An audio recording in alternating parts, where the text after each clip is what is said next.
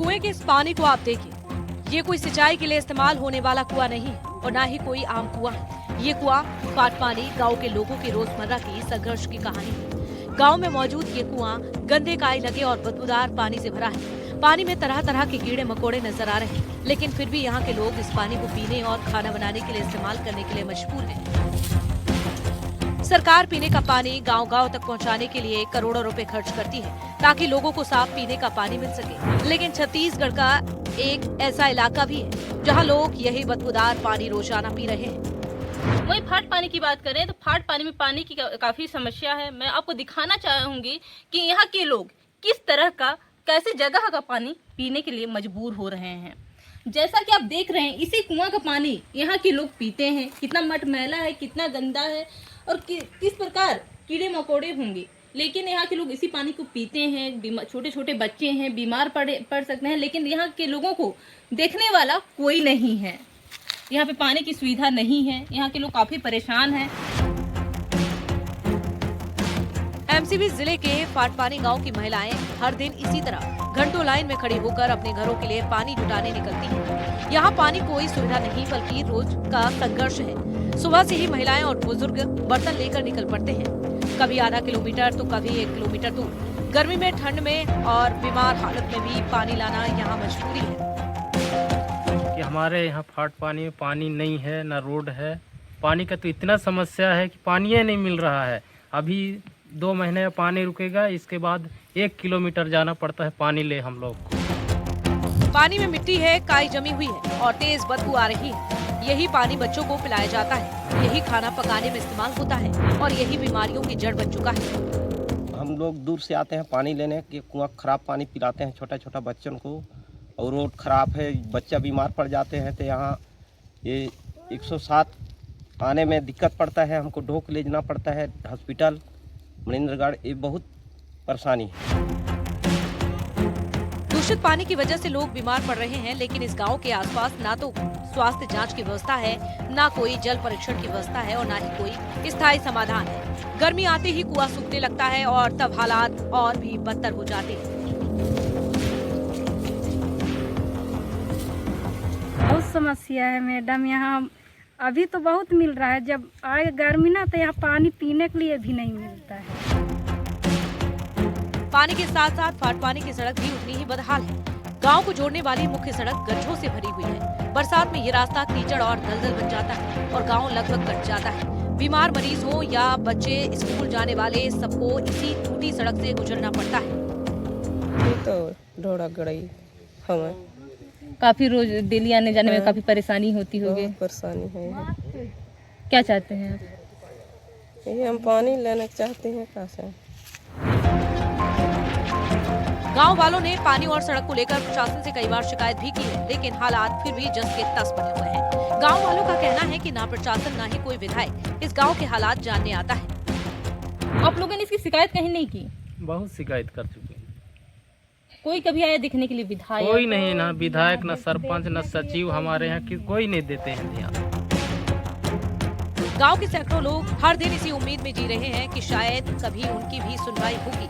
ऐसे में सवाल ये है कि क्या पाटपानी के लोग कभी साफ पानी और पक्की सड़क देख पाएंगे या फिर ये गांव इसी बदहाली में जिंदगी बिताने को मजबूर रहेगा। जिस प्रकार बता रहे हैं कि काफी समस्या होती है, छोटे छोटे बच्चे हैं, उनको घर में छोड़कर इतना दूर पानी लेने के लिए आना पड़ता है। अब देखना होगा कि इस खबर के सामने आने के बाद यहाँ के लोगों को पानी मिलता है या फिर इसी कुआं का पानी पीने के लिए मजबूर होते हैं।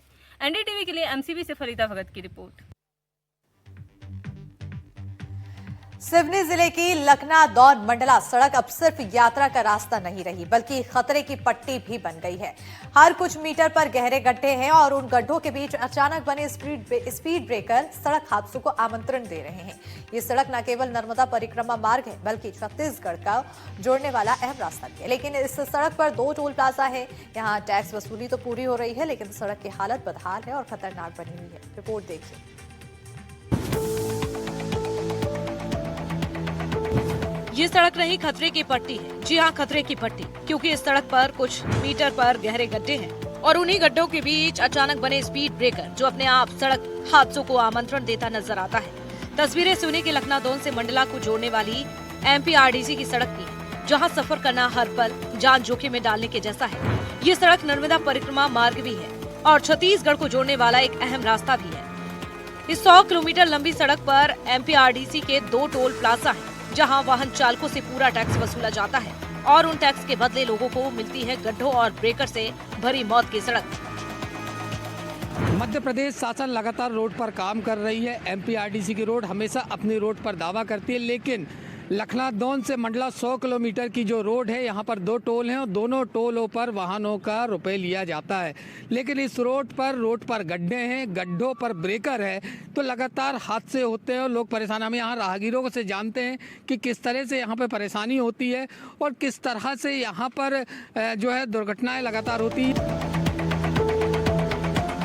करीब 100 किलोमीटर की इस सड़क पर लगभग 50 से ज्यादा स्पीड ब्रेकर है और पूरी सड़क गड्ढों से छलनी है। कई जगह गड्ढे इतने गहरे हैं कि गाड़ियां उछल जाती हैं और फिर अचानक सामने आने वाले ब्रेकर वाहनों को सीधे हादसों की ओर धकेल देते हैं। टोल प्लाजा से लेकर इस सड़क पर कहीं भी कोई चेतावनी बोर्ड नहीं है, न ही कोई साइन बोर्ड है। सड़क पर गड्ढों के साथ इतने ब्रेकर के बीच गाड़ियां भगवान के भरोसे चल रही हैं। जब हमने इस सड़क का जायजा लिया तो सड़क पूरी तरह से टूटी हुई नजर आई। ब्रेकर तो ढेर सारे हैं। अभी मैं मंडला से आ रहा था, इतने ब्रेकर मिले और इतने गड्ढे मिले कि मैं गिरते गिरते 1-2 जगह बचा। ये MPRDC की रोड है, जी हाँ। किस तरह से इस रोड पर सुविधा मिल रही है? सुविधा तो कुछ भी नहीं है, हादसे का डर है। मैं गिरते गिरते खुद बचा। और गड्ढों के साथ ब्रेकर है। कितने ब्रेकर, कितने गड्ढे, क्या परेशानी होती है ड्राइवर गाड़ी चलाने में? ड्राइवर को गाड़ी चलाने में बहुत समस्या जा रही है, क्या ब्रेकर ज़्यादा हैं और गड्ढे भी बहुत, मतलब 1-1.5 किलोमीटर के अंदर ब्रेकर, फिर गड्ढे, फिर ब्रेकर, बहुत कठिनाई। जैसे MPRDC लगातार टोल लेती है, तो क्या टोल के हिसाब से सुविधा मिल रही है? नहीं, कोई सुविधा उपलब्ध नहीं है टोल के हिसाब से। तो भाई साहब, ब्रेकर तो हर गांव में है और रोड भी गड्ढे हो रहे हैं, बीच बीच में कहीं की जगह बड़े हो रहे हैं। किस तरह से सुविधा मिल पा रही है रोड पर? अभी तो कुछ भी नहीं है। ये जो रोड है महत्वपूर्ण नर्मदा परिक्रमा रोड कहलाती है। आप लोग कहाँ से नर्मदा परिक्रमा कर रहे हैं और रोड के बारे में क्या कहें? हम लोग ओंकारेश्वर से आ रहे हैं परिक्रमा करते हुए अमरकंटक से, और ये वाला हिस्से में तो काफ़ी गड्ढे हैं, रोड काफ़ी ठीक नहीं है। सड़क पर गड्ढे इतने खतरनाक हैं कि हर वाहन को रेंग रेंग कर चलना पड़ रहा है और ऊपर से बिना संकेत के बिना ब्रेकर ड्राइवरों के लिए जानलेवा साबित हो रहे हैं। हमने यहाँ से आवाजाही करने वाले लोग से भी बातचीत की, जिन्होंने इस सड़क को जानलेवा बताया। चालक है, हमको ये जो रोड है आपकी, गड्ढे हो चुके हैं, लगातार बहुत गड्ढे हैं, किस तरह से परेशानी होती है? बहुत परेशानी होती है भैया। कितने किलोमीटर की रोड में पूरे गड्ढे ही गड्ढे हैं? 55 किलोमीटर रोड है, पूरे गड्ढे ही गड्ढे हैं। MPRDC की रोड है, टोल लगता होगा? हाँ। टोल लखनऊ के बीच में पड़ते हैं? हाँ, 2 पड़ते हैं। अब इस सड़क को लेकर सबसे बड़ा सवाल ये है कि जब इस सड़क पर MPRDC के 2 टोल प्लाजा हैं, तो फिर सड़क की हालत इतनी बदहाल क्यों है? क्योंकि इन टोल प्लाजा पर वसूली जारी है, लेकिन अधूरी सड़क और जगह जगह ब्रेकर लोगों के लिए जानलेवा साबित हो रहे हैं और अगर जल्द सुधार नहीं हुआ तो ये गड्ढे किसी बड़ी त्रासदी की वजह बन सकते हैं। MPRDC की ये रोड आम जनता के लिए और दुर्घटनाओं को आमंत्रण देती हुई नजर आ रही है। जितेंद्र भारद्वाज, NDTV सिवनी। तेजी से बढ़ते शहर और बढ़ती आबादी के बीच बिलासपुर का फायर सेफ्टी सिस्टम खुद खतरे में है। बीते कुछ सालों में शहर में कई बड़ी आगजनी की घटनाएं हुई हैं, जिनमें जान भी गई और करोड़ों की संपत्ति भी जलकर राख हो गई। लेकिन इसके बावजूद व्यवस्था में कोई ठोस सुधार नहीं हुआ। पूरे जिले की सुरक्षा महज 5 काम करने वाले दमकल वाहनों और 39 कर्मचारियों के भरोसे है। देखिए मौके से रिपोर्ट।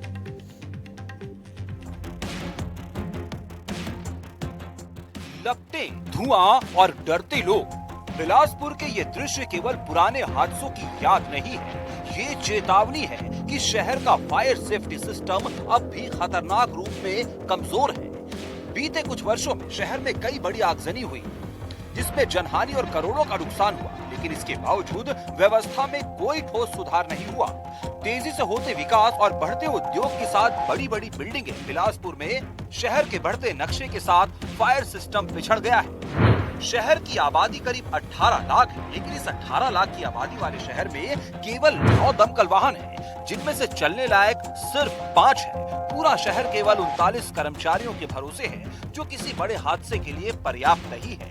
कस्बों में अग्निशमन केंद्र न होने की वजह से फायर ब्रिगेड की गाड़ियां आग लगने पर कई किलोमीटर दूर से आती है और तब तक आग विकराल रूप ले चुकी होती है और इस आग में सब कुछ खाक हो चुका होता है।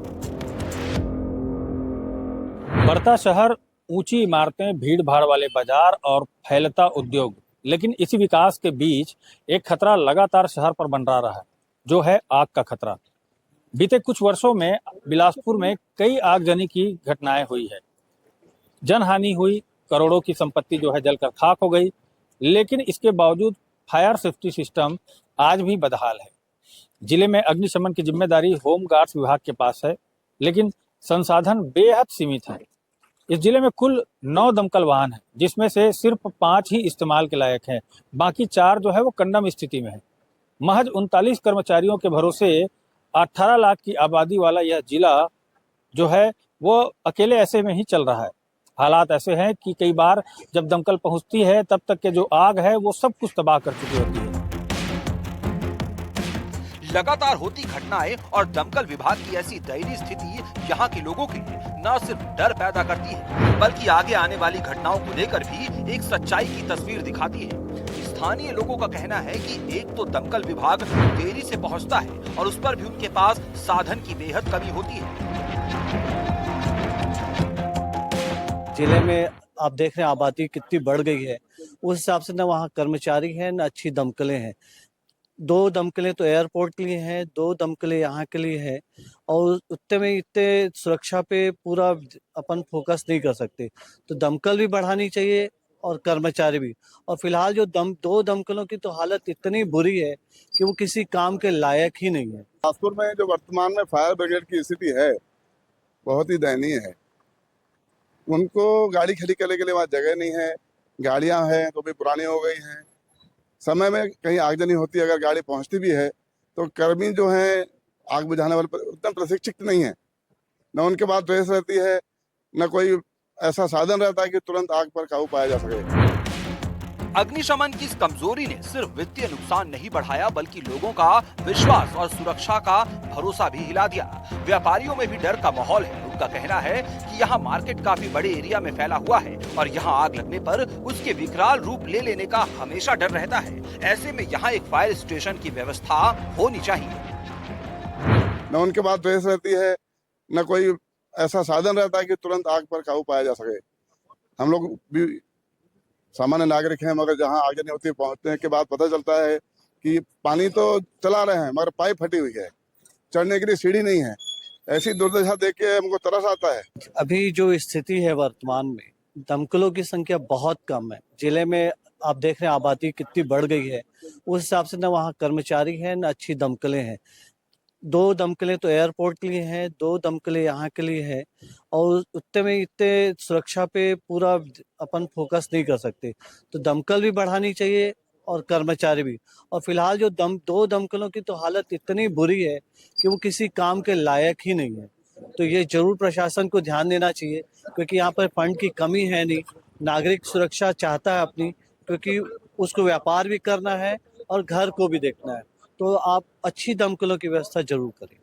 हमारा ये 125 एकड़ में फैला हुआ मार्केट है। ये बहुत ही दुकान से दुकानें जुड़ी हैं। जोन 2 में 25 एकड़ का है, जिसमें 400 दुकानें, 100 एकड़ का और डेवलपमेंट चालू है। उसके हिसाब से और बाजू में FCI का बहुत बड़ा गोडाउन है। ये चीज़ें इतने घनत्व में है, सक्रिय आपस में सटी हुई हैं। अगर कोई आगजनी होती है तो एक विकराल रूप लेने का अंदेशा बना रहता है हमेशा। तो हमारा प्रशासन से यही है कि हमारे इस एरिया में, यापार एरिया में एक फायर स्टेशन का निर्माण किया जाए। जिला प्रशासन का कहना है कि फायर स्टेशन और कर्मचारियों की संख्या बढ़ाने की योजना बनाई जा रही है, लेकिन अभी के हालात में शहर खतरे की आग में घिरा हुआ है। क्योंकि शहर में बढ़ता जा रहा है पॉपुलेशन